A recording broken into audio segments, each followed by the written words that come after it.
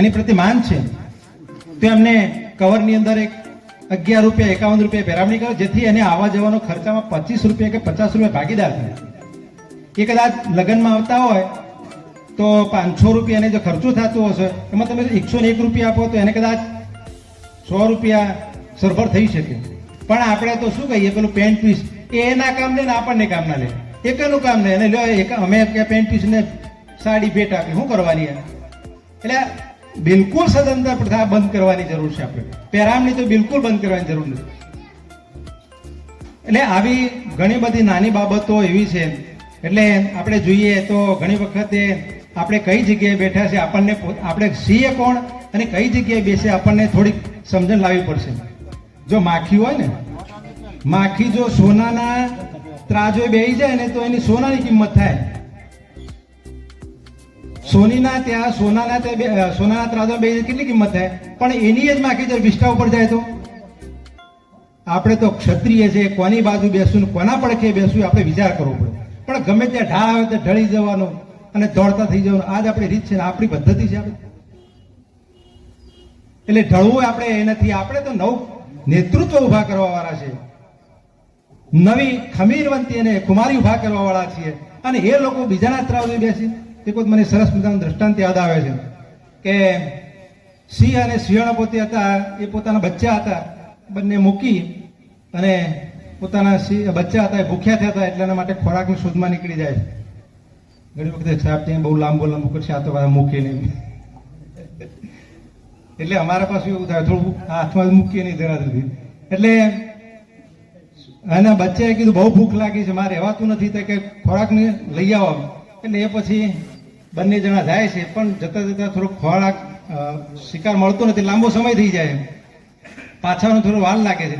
ત્યાં જે બચ્ચા હતા એ બહુ ઠેકડા મારે છે. પણ આ બધું જોતા જોતા એક બકરી છે ને બજારમાં ત્યાંથી જંગલમાંથી પસાર થઈ અને આ સિંહના બચ્ચા બંને બધા રડતા હતા. સિંહ ને સિંહના બચ્ચા એ રડતા જોઈને બકરીને દયા આવી કે હારું બકરીના આ કે બચ્ચા રડે છે અને મરી જશે હમણાં. તેને પૂછ્યું કે તમે રડો છો કેમ? એટલે કે મારી મા અને બાપ બંને જણા ખોરાક માટે ગયા છે અને હજુ આવ્યા નથી, એમને ભૂખ બહુ લાગી, મરી જાય છે. કાંઈ વાંધો નહીં, બકરી કહે ચિંતા ના કરશો. એ બકરીએ પોતાના માનું એનું દૂધ છે ને એને બંને બચ્ચાને પાઈ અને સાંત્વના આપ્યું. ત્યારે બંને પાછા ઠેકડા મારવા લાગ્યા. થોડોક સમય થઈ ગયો એટલે સિંહ અને સિંહણ પાછા આવ્યા હતા તો બંને જણા બકરી આમ બાજુમાં બેઠેલી અને પેલું બચ્ચા હતા ઠેકડા મારતા હતા. ત્યારે સિંહ જોયું કે સિંહને તો આપણને ખબર છે ને, સિંહનું એટલે હાથમાં રહે નહીં કઈ કે યારું મારી જાગીરદારીમાં આ બકરી. એટલે એ તો ઠેકડો મારીને પકડવા ગઈ બકરીને. ત્યારે પેલા એના બચ્ચાએ કીધું આમના ઉભા રહ્યા જો, તમે એને કાંઈ કરતા નહીં. એટલે કે શું? એટલે કે અમને બચાવનાર, અમને પ્રાણ સંજીવની આપનાર, જીવતદાન આપનાર આ બકરી છે. એટલે તો કે એમ તો કે એને અમને તમે નહોતા, પણ અમારો સમય જાજુ થઈ ગયો એટલે ભૂખ વધારે લાગી, મરી જવાની તૈયારીમાં હતા, એટલે એને બચાવ્યા છે અમને, એટલે કે એનો આભાર માનવો જોઈએ. ત્યારે સિંહ પછી નમી ગયો, ખરેખર મારા બચ્ચાને બચાવ્યા એટલે આભાર. આવો જે બાજ ઝાડ ઉપર બેઠો બેઠો જોતો હતો, એને કીધું કે આ ખરેખર ઉપકારનું ઋણ ને સિંહ કોઈને છોડે નહીં. એટલે એને વિચાર આવ્યો અને કીધું કે આરો બહુ ઉપકાર, કે તે મદદ કરી પણ તને સિંહે જવા દીધું બહુ કહેવાય.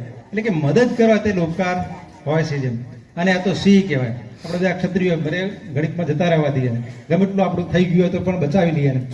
ત્યારે કાંઈ વાંધો નહીં. આ સિંહ તો કે હું કોકને મદદ, બાજ કે હું કોકને મદદ કરું તો મને પણ આવું થાય કે નહીં, તો કે કરવો જ જોઈએ.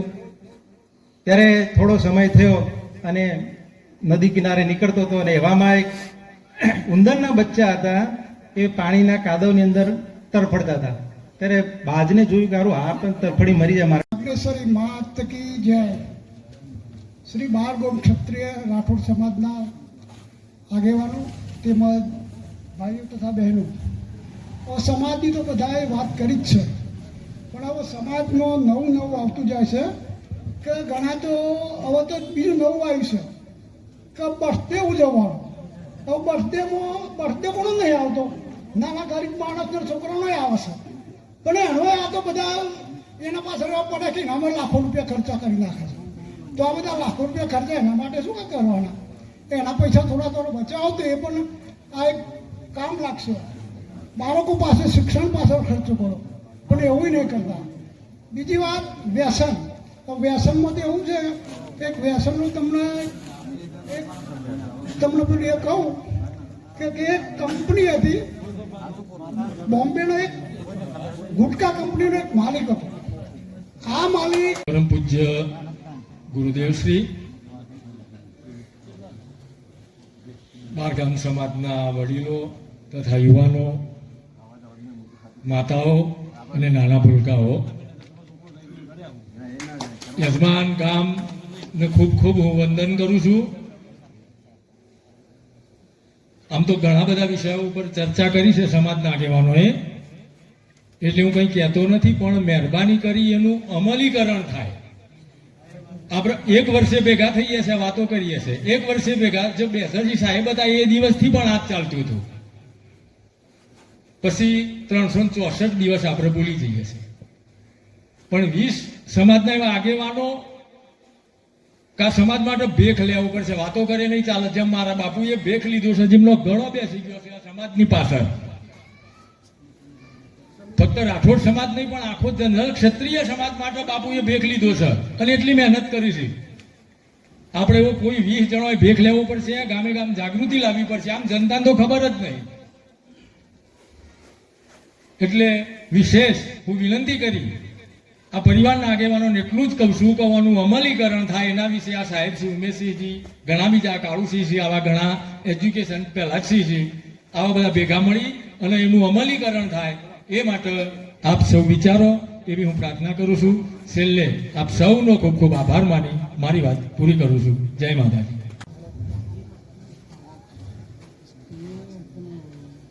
પહેલા તો સમાજના વડીલો, યુવાનોને પહેલા તો બધાને મારા નવા વર્ષના અભિનંદન અને દરેકને નવા વર્ષની પોતે શુભકામનાઓ. મારે બે વાત સમાજ માટે કહેવી છે. પહેલા તો શિક્ષક સમાજમાં તરફ લઈ જાય બધા બાદરસિંહ સદાના મુવાણા કે જેમને પોતાનું જીવન શિક્ષક તરીકે વિતાવ્યું છે, એમનું આપણે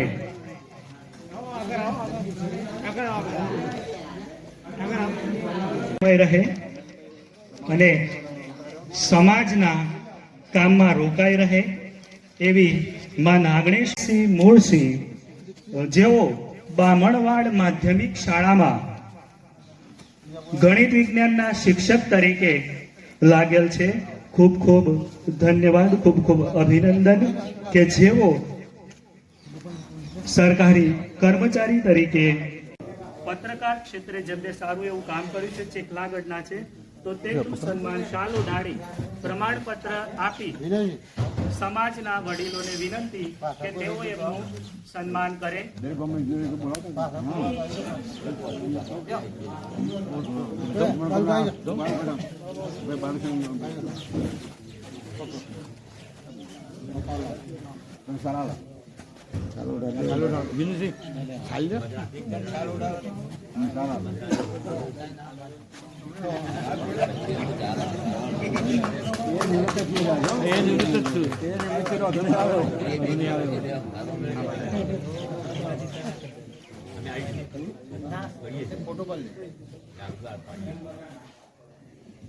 ગડગડાટ સાથે આપણે કરીશું.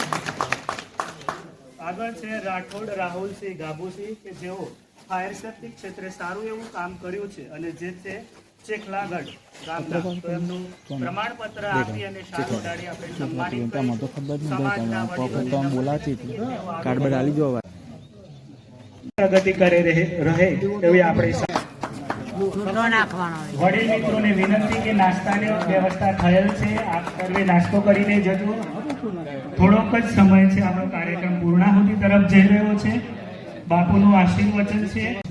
ઓકે, તો સમિતિનું આપણે પછી રાખીએ છીએ. બાપુને થોડું છે કે તમે અહીંયા આવીને પડ્યાને પાથર્યા રહો.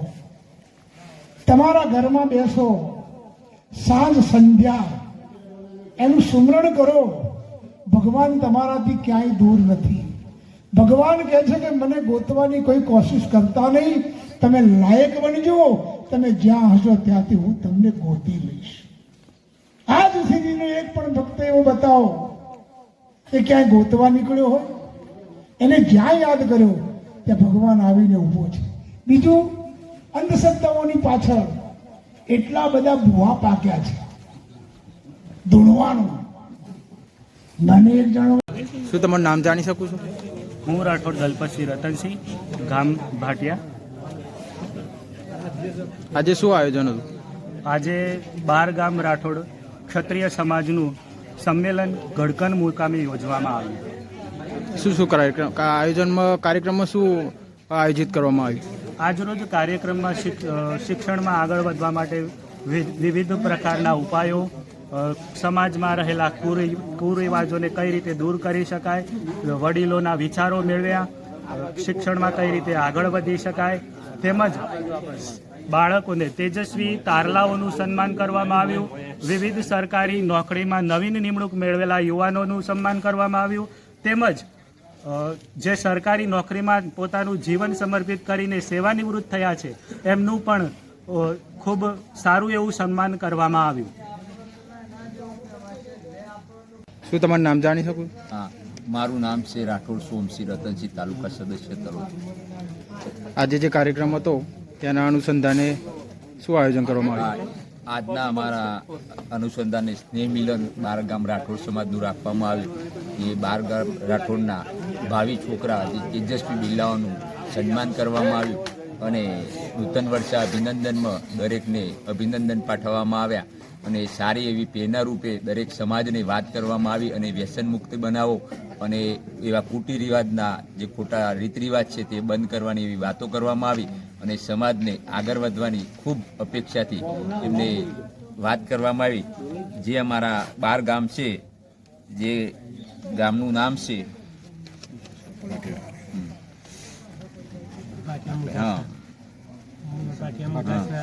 જે 12 ગામ છે અમારા ભાટિયા છે, મુદાસના છે, મોકમજીના મુવાડા, કોત્રોલી દોલજીવાસ, પ્રોતિત તાલુકાના સદાના મુવાડા, ભડાકિયા, પઢાયડા, ગડકણ તેમજ દહેગામ તાલુકાના ચીખલાગઢ, રાજાજીના મુવાડા, દાનાજીના મુવાડા અને લીલાપુર, જાલિયાનામઠ તેમજ સમસ્ત ક્ષત્રિય રાઠોડ સમાજના વડીલોની માતાઓ, ભાઈઓ, બહેનોને, યુવાનો અને બાળકોને પધારવા હાર્દિક પણ આમંત્રણ પાઠવવામાં આવ્યું હતું. અને બધા જ જે ગામના આગેવાનો પધાર્યા, ભાઈઓ બહેનો પધાર્યા અને જે તેજસ્વી છોકરાઓ ભાઈ બહેનોને સન્માનિત રીતે બહુ પ્રોત્સાહિત રીતે સન્માન કર્યું તે બદલ આ વાત હું નિર્મળ પૂરી કરું છું.